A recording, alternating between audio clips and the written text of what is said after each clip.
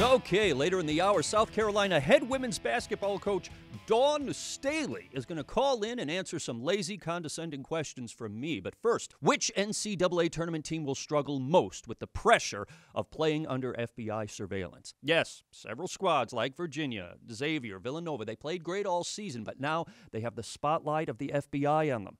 This isn't local law enforcement, folks. We're talking about the feds. Doesn't get any bigger than this. So don't be surprised if you see a team like Kansas or West Virginia crack the moment they get a request to speak under oath about an agent or a suspicious money trail. I know it's easy to say, come on, Hank. They've played big games under the close eye of the entire Bureau all season. This isn't anything new. But this is a different animal. You can't expect Marvin Bagley to put up his normal numbers after the FBI asks him to wear a wire so they can get Mike Krzyzewski on tape admitting he pays players to come to Duke.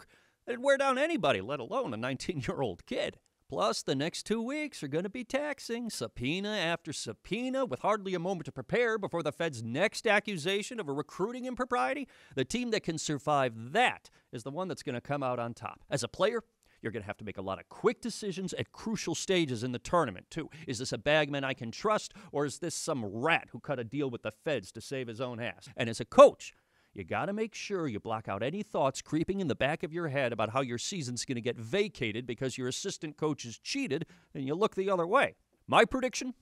Kentucky is a team that's built for moments like this.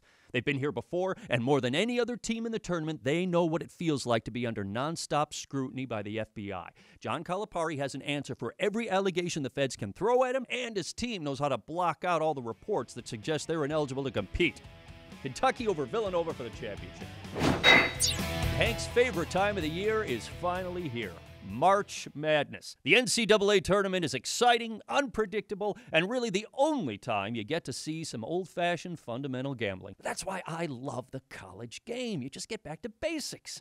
No flashy prop bets or frivolous over-unders about the Star-Spangled Banner being sung in under 2 minutes. Just solid, fundamental betting.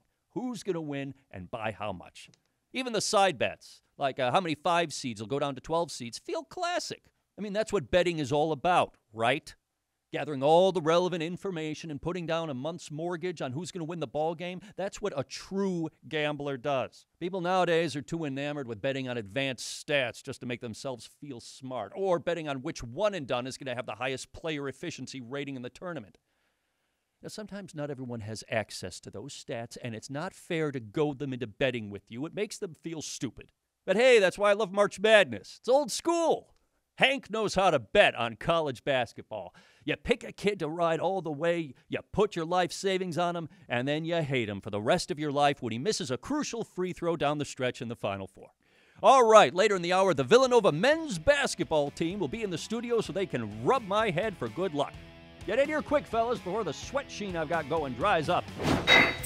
Well, here's some late-breaking bullshit to report. I just spent 5 days filling out this bracket, meticulously zeroing in on my dark horses, picking all the upsets no one else picked, and having the balls not to put Virginia past the second round. And guess what? I am ineligible to compete in this year's bracket challenge because I submitted my bracket 3 minutes late. That's right, 3 fucking minutes. What about your crock?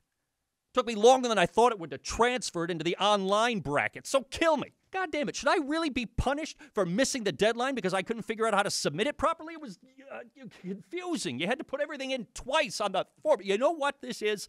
This is Brian, the OSN office manager, being petty. Fucking petty. That little shithead is high on power because I mopped him up last year. Loser. 4 eyes. Dickhead. The games have been on for what? 5 fucking minutes, Brian?